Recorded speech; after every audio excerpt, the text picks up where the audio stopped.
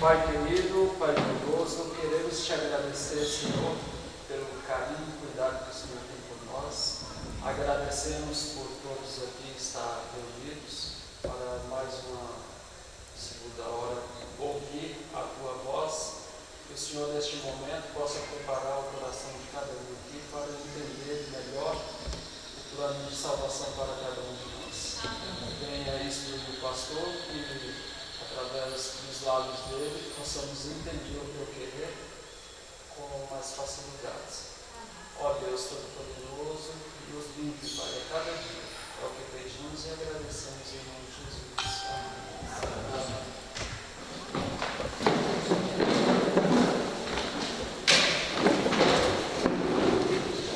Irmãos, então vamos aqui à última palestra.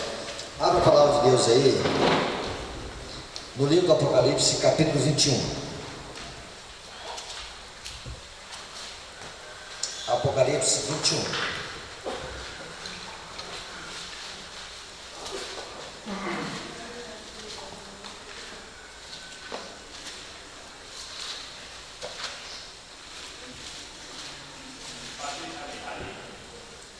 No capítulo 21, nós vamos ver a descrição da cidade santa.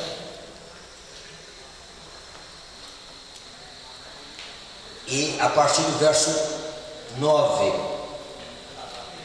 então veio um dos 7 anjos que tem as 7 taças cheias dos últimos 7 flagelos, e falou comigo dizendo: vem, mostrar-te-ei a noiva, a esposa do Cordeiro. Esse me transportou em espírito até uma grande e elevada montanha e mostrou a santa cidade, Jerusalém, que descia do céu da parte de Deus, a qual tem a glória de Deus. Interessante, irmãos, que o restante do capítulo vai apresentar para nós a estrutura de Jerusalém. Quando se fala da estrutura, a sua dimensão, mas também a sua beleza. E dentro da sua beleza, o ouro em abundância, portais de pérolas, o nome dos filhos de Israel nos portais, os fundamentos escritos no nome dos apóstolos, praça de ouro, pedras preciosas em abundância. Mas a primeira coisa que Deus quis mostrar para nós, que vai estar lá, é o quê? A glória de Deus. Então, nós precisamos acostumar com a glória de Deus aqui. Senão, o ouro, pedras preciosas, não vai ter sentido no céu. Porque o que existe mais encantador no céu, na Nova Jerusalém, está dizendo aqui que é a glória de Deus. E depois que João ele descreve os detalhes da cidade santa, ele vai agora terminar e ele vai voltar a repetir. Então Deus quer que a gente tenha em vista uma cidade de riquezas, de belezas, que não temos condições de escrever, mas o que Deus quer que a gente mais entenda, que vai ser visível lá no céu, é a glória de Deus. E o maior atrativo do céu precisa ser a glória de Deus. E rua de ouro, detalhes secundários. Nós chamamos menos de cortar. Entendeu? pisar numa rua de ouro, vai ser só um detalhezinho. Mas o que mais vai ser encantador para nós? A glória de Deus. Então vamos continuar lendo. Capítulo 21, depois do verso 9, fala sobre a glória de Deus. Capítulo 9, verso 10. No verso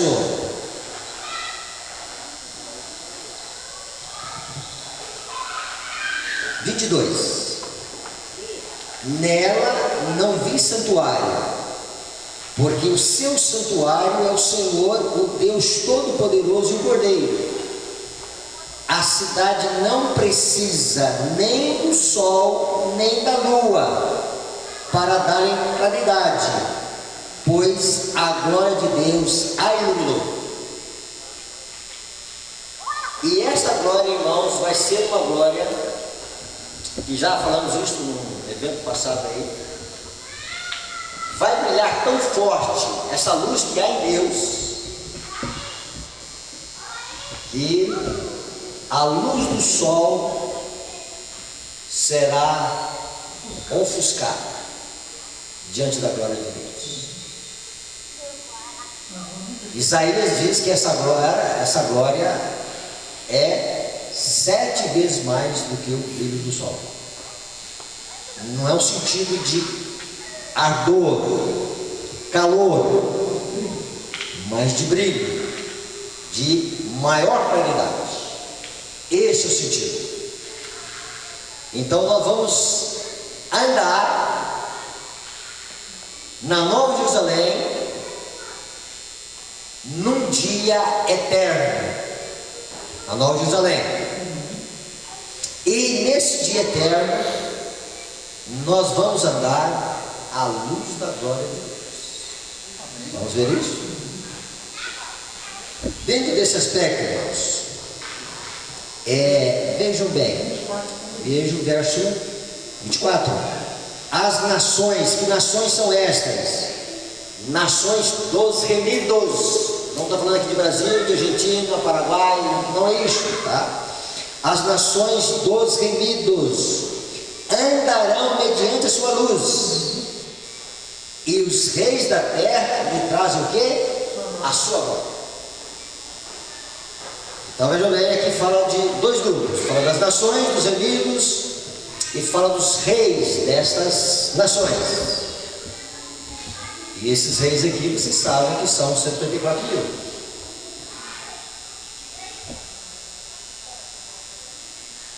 Adão deveria ser o primeiro rei da terra, que deveria reinar em submissão a Cristo.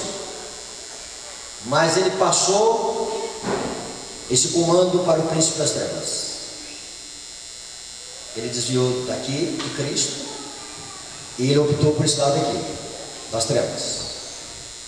E alguém se titulou o príncipe desse mundo. Então vejam bem, mas lá não. Os reis da terra, os governantes da terra. Então o Apocalipse 7 fala que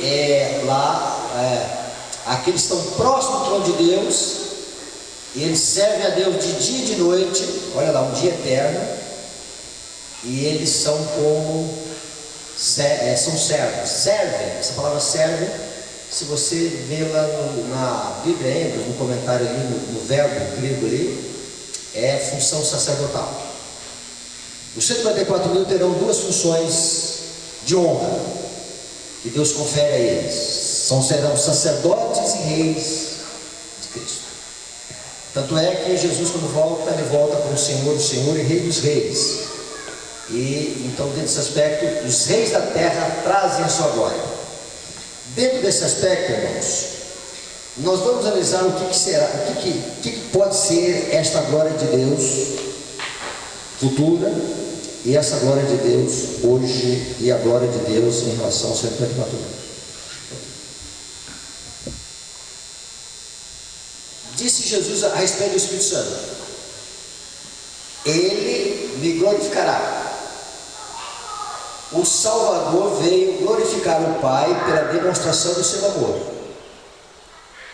Assim, o Espírito haveria de glorificar a Cristo, revelando o mundo a sua graça. A própria imagem de Deus tem que ser reproduzida na humanidade. A honra de Deus, a honra de Cristo, e a mesma coisa da honra de Deus, acha-se envolvida no aperfeiçoamento do caráter do seu povo. Então vejam bem, Deus está preparando um povo para honrá-lo aqui na terra.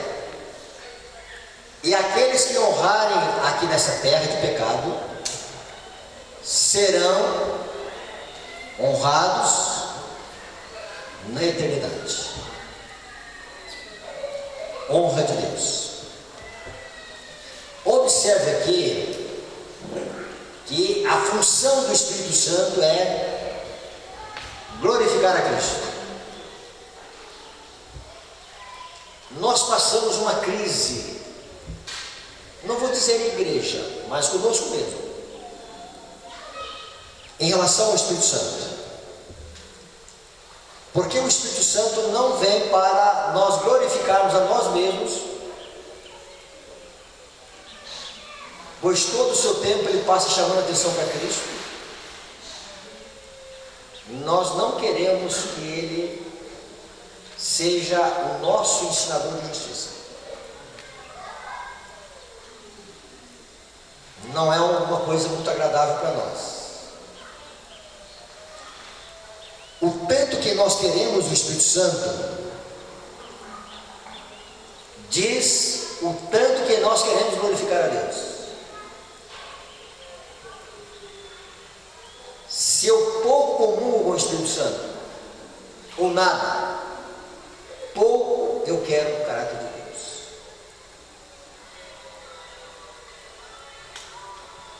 O agente, o ser da divindade, das três pessoas da divindade,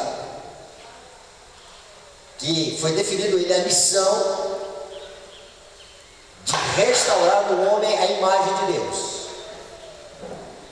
Então o Espírito Santo, ele trabalha com essa missão. Então ele vem para glorificar a Cristo. E assim que Cristo é glorificado, o Pai é glorificado. E assim que o Pai é glorificado, Deus é glorificado.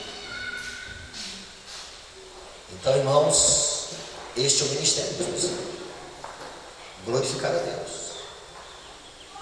Está relacionado com a honra de Deus. Está relacionado com o aperfeiçoamento do caráter do seu povo. Está relacionado com aquilo que o Espírito Santo quer trabalhar na sua vida. Só uma meditação e uma pergunta. Durante a semana,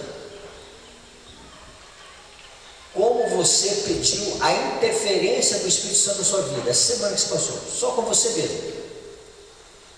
Pouco, média, nada ou muito. Sem o Espírito Santo não tem crescimento espiritual. Não tem. Não tem. Não bato o pé dizendo que tem, porque não tem. Não seja obstinado.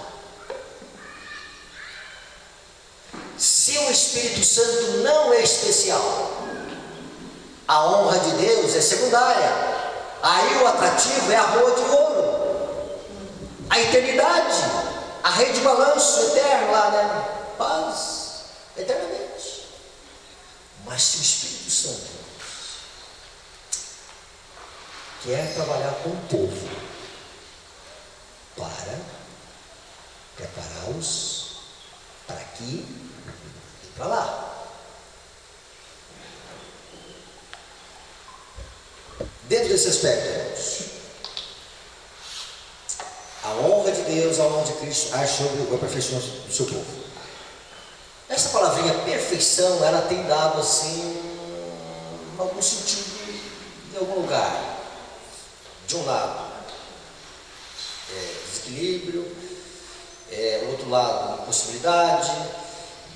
Não vamos entrar aqui nessa questão, Também não vamos fazer aqui um estudo completo sobre essa palavra perfeição. E aí nós meditando, o que seria útil para nós definirmos como perfeição em 4 linhas. Então nós vamos aqui definir perfeição em 4 linhas. Lei de Deus, justificação pela fé, chuva temporã e chuva serôdia. Se você souber definir o que é perfeição na lei de Deus, o que é perfeição na justificação pela fé, o que é perfeição na chuva temporã e o que é perfeição na serôdia, vai ficar fácil. Isso para mim me ajudou muito entender essa palavra perfeição, se bem que existem várias coisas que nós vamos estudar, mas nós só queremos ficar aqui nessas 4 temáticas aqui: lei de Deus, justificação pela fé, chuva temporã e chuva serôdia. Então nós vamos estudar sobre isso. O que é perfeição em relação à lei de Deus? No Salmo 19, no verso 7, o que diz lá?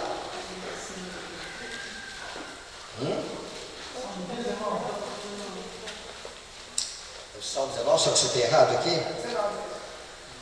Verso 7, o que está lá?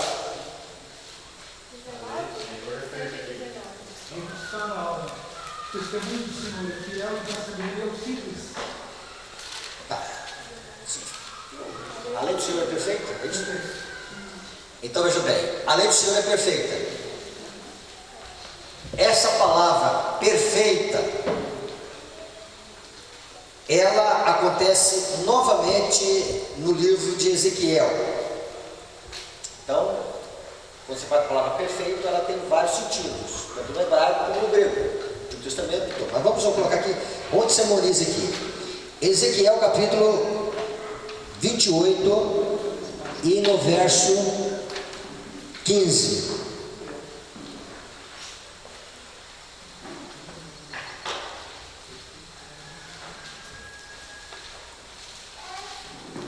Alguém quer ler para nós? Perfeito é nos seus caminhos, desde o dia que foi criado até que seja santificado. Perfeito é nos caminhos. Essa palavra perfeito aqui é a mesma palavra que tem lá em Salmo 19, 7. E a gente consegue ter uma definição de perfeição. A lei de Deus, ela é completa, ela é perfeita, ela é completa. Não precisa fazer nenhuma modificação nela. Ela é completa. Ela abrange tudo em nossa vida. E aí um dia desse eu estava mostrando lá num encontro deste. Veja bem, fui apanhar manga no colégio. O colégio permite você apanhar manga, né? Lá no NASP. E foi no fim da safra. E só tinha um pé com manga. E, com a sorte, o galho baixo, tinha fruta estava baixo. Qual que é o primeiro pensamento meu? Levar bastante. Entendeu? Onde entra a lei de Deus? Não é a lei do amor? Amor a Deus e amor ao próximo. Mas na lei de Deus está dizendo o seguinte, que eu tenho que olhar para o meu próximo. Mas pastor, você chegou primeiro. Você tem direito demais. Não é assim que é a lei de Deus. Então, irmãos, a lei de Deus, ela abrange toda a nossa existência. Por isso que a graça de Deus, ela atua para transformar, sabe até o que em nossa vida? O semblante. Vai lá no parábola de Jesus. no capítulo que fala do fermento introduzido na farinha, e você vai ver lá que o semblante muda daquele que recebe a graça de Deus, daquele que o fermento entra no coração. O semblante do rosto é de alguém que Deus trabalha no vida dele. E não precisa dizer isso, as pessoas não dizem isso para ele. Fulano, você tem uma fisionomia diferente? O que tem? O que você tem? Então a lei de Deus é perfeita. Depois do pecado, todo ser humano, não vou entrar aqui em questão de Cristo, tá? Só vou colocar aqui a raça humana, a geração de Adão. Bem que Cristo está nesse contexto, mas não vou entrar na questão aqui, natureza humana de Cristo. Todo ser humano nasceu devedor da lei. E nasceu devendo a lei. Carente da glória de Deus. Carente do caráter de Deus. Em deficiência. E até a bondade que o ser humano tem, natural dele, Deus olha e diz, olha, tem mancha aí do egoísmo dessa bondade sua.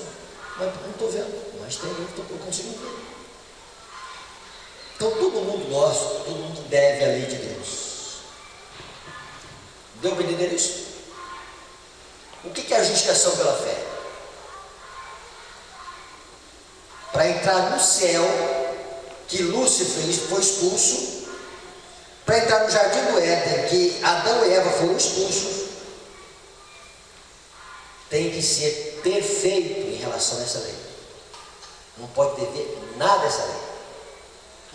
Nada. Tem que ter o mesmo padrão que Adão e Eva tiveram antes do pecado. Se tiver menos, está em falta. E aí o que entra? Entra a justiça de Cristo. E o que é a justiça de Cristo? É o padrão de obediência de Cristo. Que ele veio aqui, viveu, obedeceu, e ele cumpriu tudo que a lei diz. Então Jesus pode-se dizer dele que ele foi obediente ao Pai em tudo. E se você disser que até o sorriso de Cristo era santo, você pode dizer, o sorriso de Cristo era santo. Os pensamentos de Jesus eram santos, as palavras de Jesus eram santas, os passos de Jesus, os gestos de Cristo, tudo se harmonizou com a lei de Deus. Perfeito.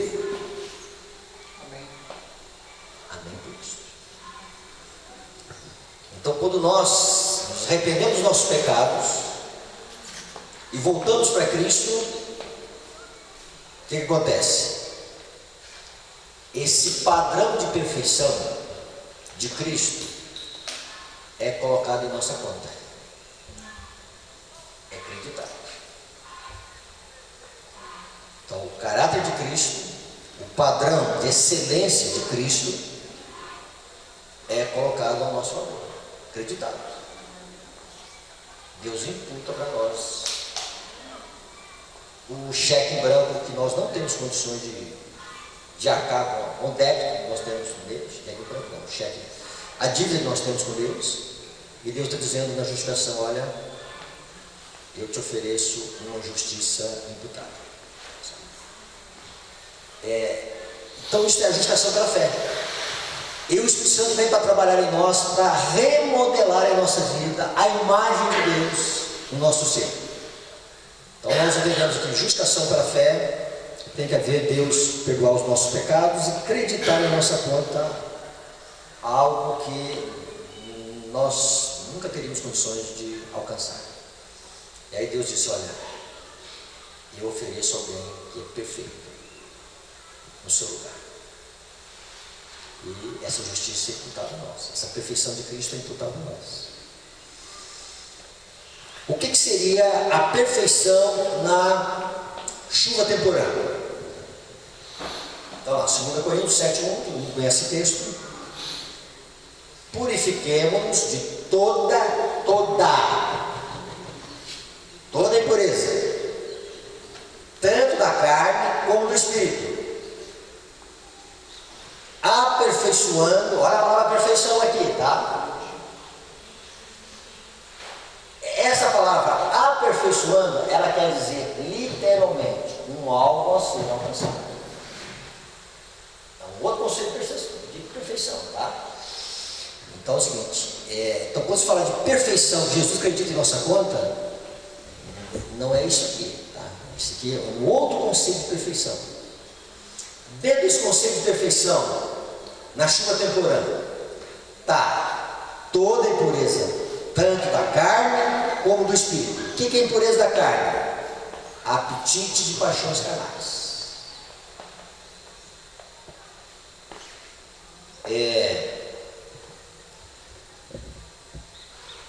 Como Deus está trabalhando com os apetites e paixões carnais?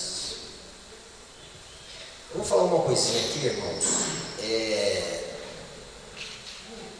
Espero que não sirva para ninguém. Só está acontecendo muito no nosso mundo, tá? E eu fui pastor numa região e dentro daquilo que nós ouvimos de uma senhora a seguinte declaração: pastor, eu estou separando do meu esposo e a separação vai se dar por incompatibilidade de gênero. Mas o pastor, que é meu líder de confiança, eu vou abrir o coração. Então eu vou estar separando do meu pai, da minha igreja, dos meus filhos, por incompatibilidade de gênero. Aos olhos do pai. Estou separando diante do meu pai. Tá. Por incompatibilidade. Filho, por que você está separando? Compatibilidade de gênero. Mãe, por que você está separando? Compatibilidade de gênero. Irmãos, por que você está separando, filho? Compatibilidade de gênero. Mas para o pastor eu vou dizer: pastor, eu estou me separando do meu esposo porque na cama meu esposo quer praticar coisas que Deus não aprova. Por que nós estamos falando disso? Dentro do apetite carnal, existe uma regra hoje no mundo que diz o seguinte: em nome do casamento, tudo pode. Dentro de 4 paredes. Não é. E aí acontece. E por onde nós andamos, né? E ela diz: pastor, meu marido quer praticar coisas contrárias ao costume normal de um relacionamento sexual. Não é pé. Isso é uma paixão animal. Animal. E ela me contou aquilo, tá? E eu disse: ai,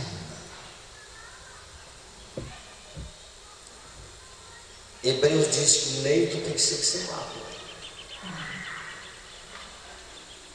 Tem muita coisa em nome do casamento que pode, que Deus disse. Mas aonde vamos chegar aqui? Em algum momento, como pastor, a gente sempre trabalha com o extintor de incêndio, né? Apagando fogo. Não, dá um tempinho, um tempo, né? Mas eu olhei para essa senhora e disse: minha irmã, pelo aquilo que você conhece da palavra de Deus, é melhor você romper um relacionamento com um animal do que você conviver com um homem desse dentro de casa dizendo ser cristão. Saia!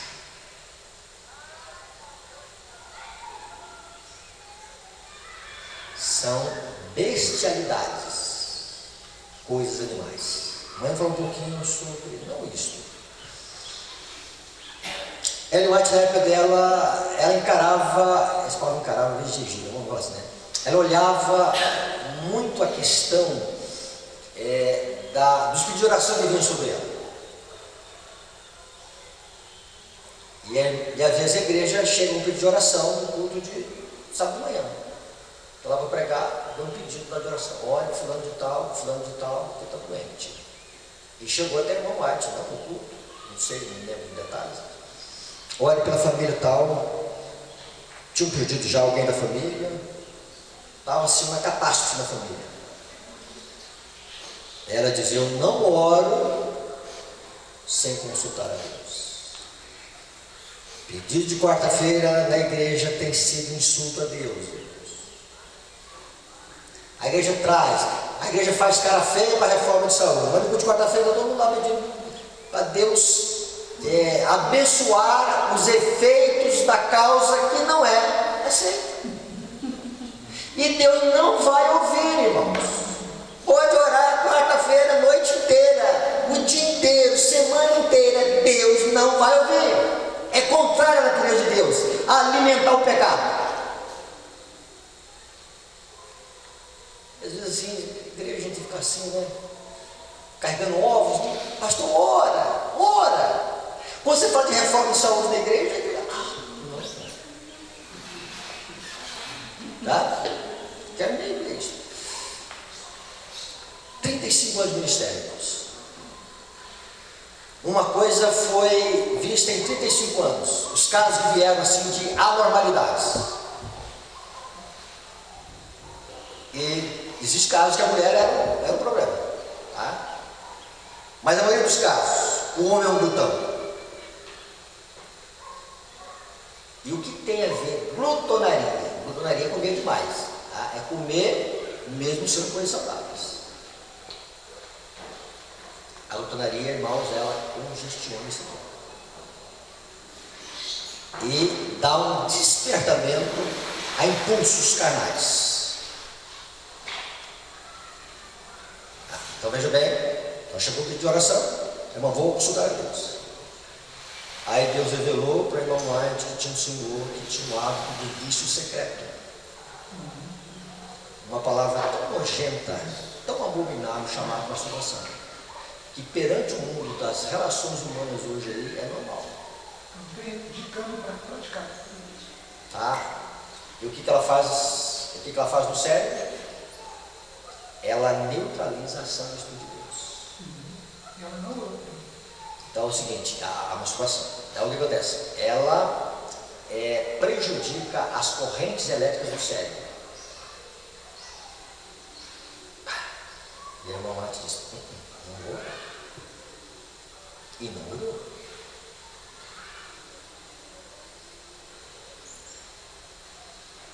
Irmãos, Deus nos ajude a viver e ajudar os outros, tá? E às vezes não é fácil ajudar.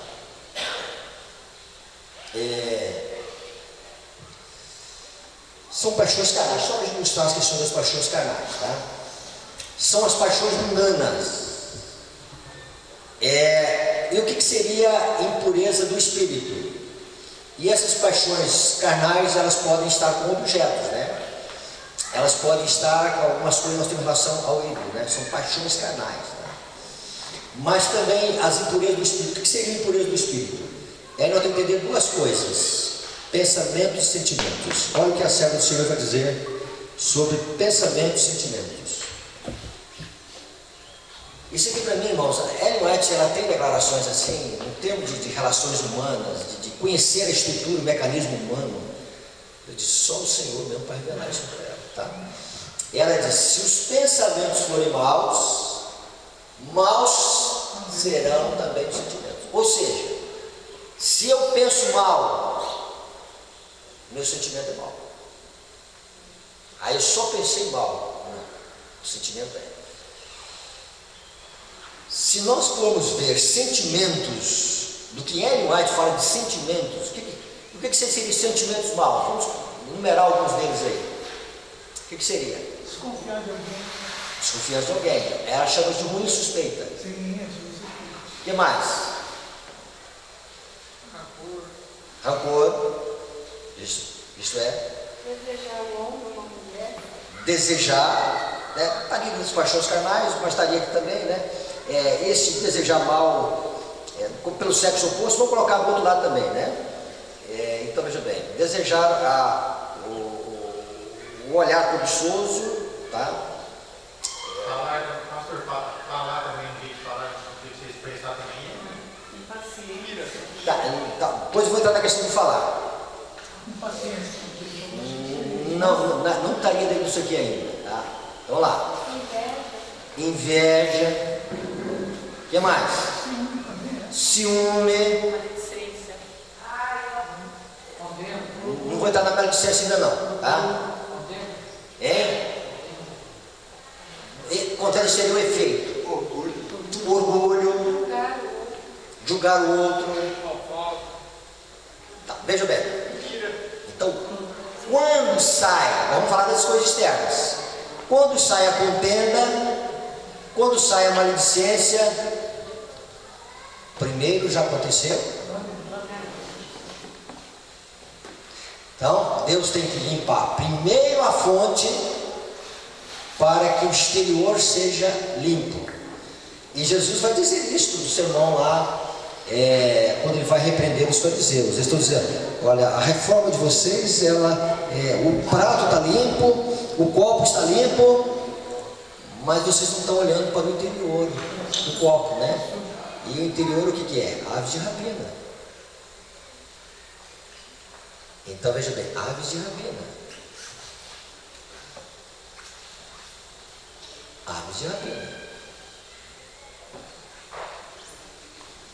Então veja bem, eu não quero ter contato com aves de rapina, mas elas podem morar aqui dentro.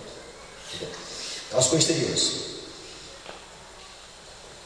Quando Deus olhar para o seu povo, que ele está purificado de nenhuma paixão carnal, de nenhum apetite pervertido.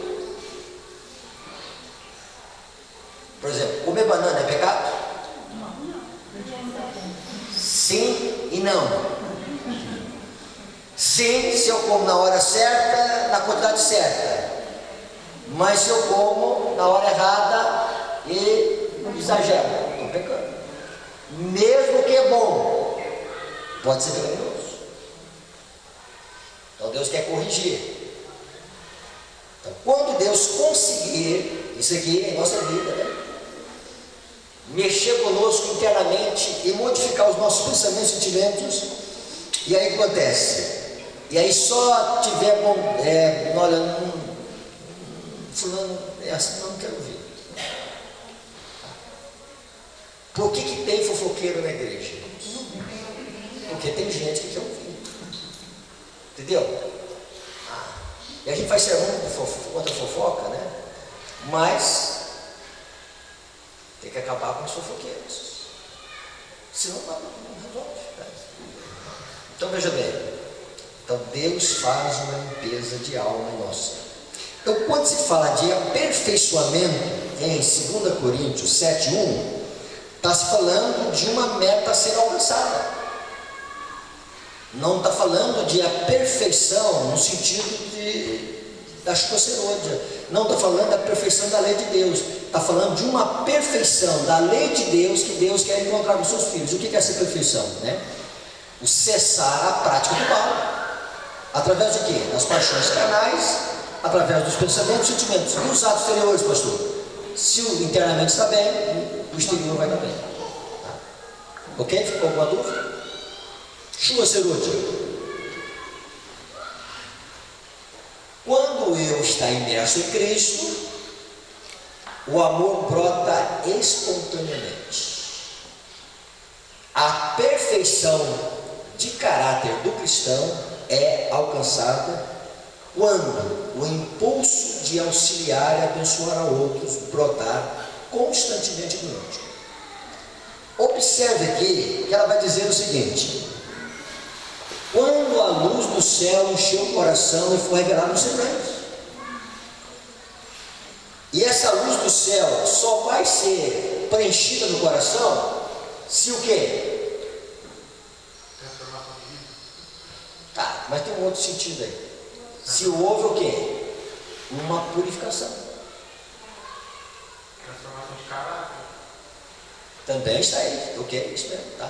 Mas vamos lá, essa purificação. Então, purificou os pensamentos, purificou os sentimentos, saiu o egoísmo, saiu o orgulho, saiu o rancor, saiu a raiz de amargura. E vejam bem, irmãos, e por falar em raiz de amargura, por que perdoamos pouco?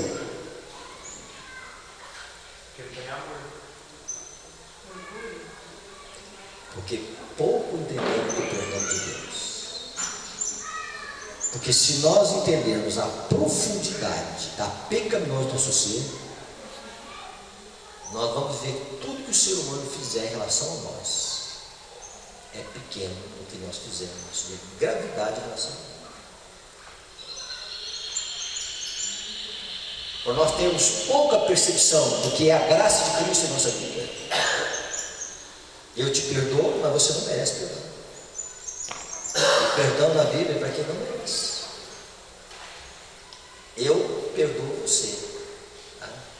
Mas só dessa vez. Irmãos, e o que tem de gente em alguns lugares que eu fui pastor, que tem ressentimento uns com os outros, e às vezes décadas de ressentimento. E como é que eu oro no Pai Nosso? Pai, perdoa as nossas dívidas, nós perdoamos os nossos devedores. A justificação da fé é só uma teoria. Se perguntar se crê na justificação da fé, vamos dizer que crê. Mas falta a experiência da justificação da fé. Então então a perfeição na chuva serôdia é outra coisa. Então o que seria a perfeição da temporã? A purificação do santuário da alma, resumindo. E o que é a perfeição na chuva serôdia? É, vamos dizer assim, a luz do céu enchendo o coração. Ou seja, o Espírito Santo dominando todo o nosso ser. Tá? O amor de Deus permeando todos os nossos atos. E aí o quê? O que vai acontecer nessa perfeição de caráter? O amor vai brotar assim, ó. Amar não é uma questão de treinamento. Amar não é questão de fazer força. Paixões carnais, eu tenho que exercitar a força. Opa, não posso ir até aqui, tá? Até aqui eu posso ir, daqui para cá é perigoso, tá? Olha, o apetite aqui, até aqui eu posso ir, tá? Daqui para lá é perigoso. Então eu tenho que exercitar. Mas na questão do amar, não. Vai fluir naturalmente. E como é que a serva do Senhor chama isso? Perfeição de caráter. Quando a luz do céu encheu o coração e for revelada no semblante. A chuva serôdia não fará a obra que a temporã fez. E a temporã, ela tem uma meta a ser alcançada. Tá? E a serôdia vai complementar aquilo que a temporã fez. Deu para você entender isso? Tá? O que é a perfeição na temporã? Eu preciso renunciar aos meus desejos pecaminosos. Eu preciso vencer os meus defeitos de caráter. O que é na chuva serôdia a perfeição? É Cristo viver em mim. É eu revelar para o mundo os efeitos da graça de Deus atuando em mim. Só isso. Então, Ellen White chama a chuva serôdia de chuva aperfeiçoadora. Então, a lei de Deus, ela trabalha com o não e com o sim. Não faça isso. Mas ela trabalha com o sim também. Não pratique o mal. E o sim? Pratique o bem. Então, quando a chuva serôdia estiver em nossa vida, a lei vai estar numa posição correta em nossa vida. Não haverá paixões carnais, não haverá apetites pervertidos, não haverá impureza nos pensamentos, não haverá impureza nos sentimentos. Porque Cristo vai reinar sobre nós. Então, irmãos, por que a chuva serôdia é uma chuva completa? Perfeição de caráter. Porque na chuva serôdia está a plenitude do caráter de Cristo, que vai se revelar em nossa vida.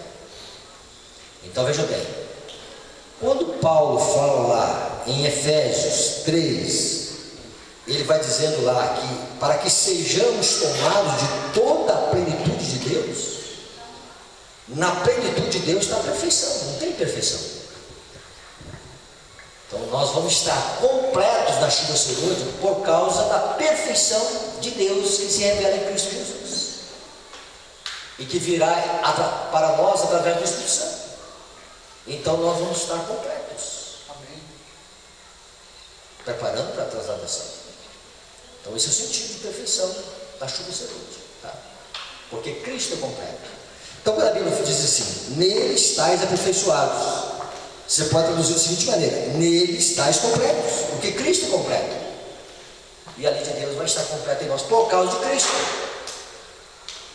E aí vai entrar um tempo de angústia. E quando entrar o tempo de angústia, o que a serva do Senhor vai falar? Que nós vamos ter que viver à vista de um Deus santo, sem intercessor. Olha, eu viver sem um sumo sacerdote santuário.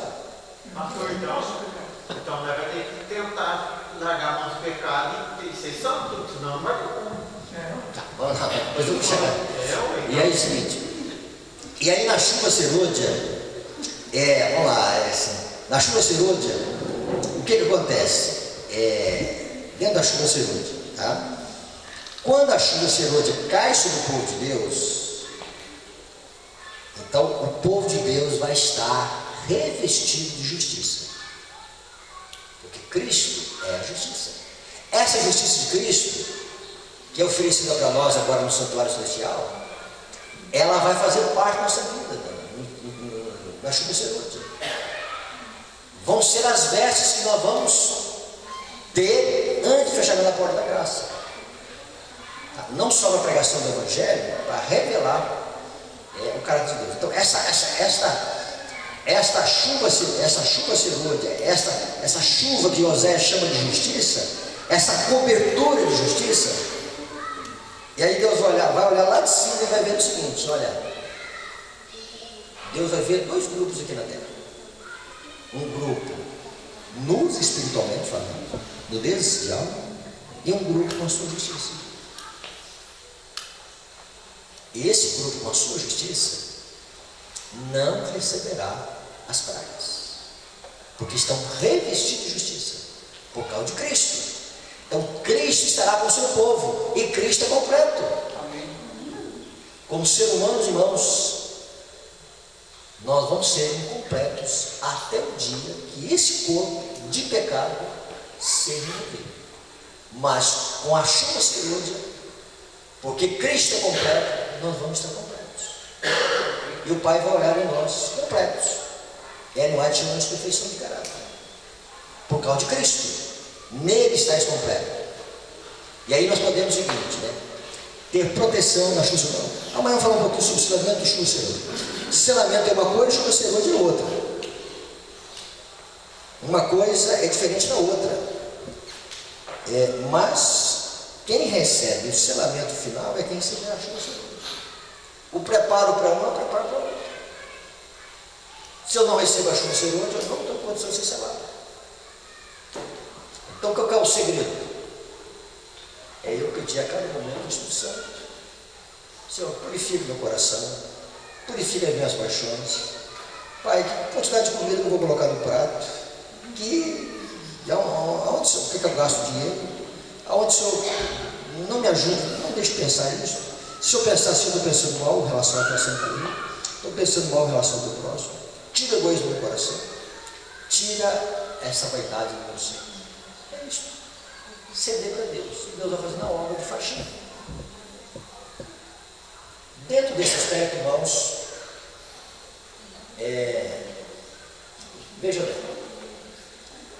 o poder que criou todas as coisas é o que torna a alma a restaurar a alma à sua própria semelhança. nós nunca vamos ser iguais a Deus no caráter. Perfeito em perfeição absoluta só Deus. Jó diz que até os anjos de Deus têm perfeição. Então nós vamos ser sempre seres que vão estar bem além do que é a perfeição de Deus no caráter. Semelhança não quer dizer igualdade.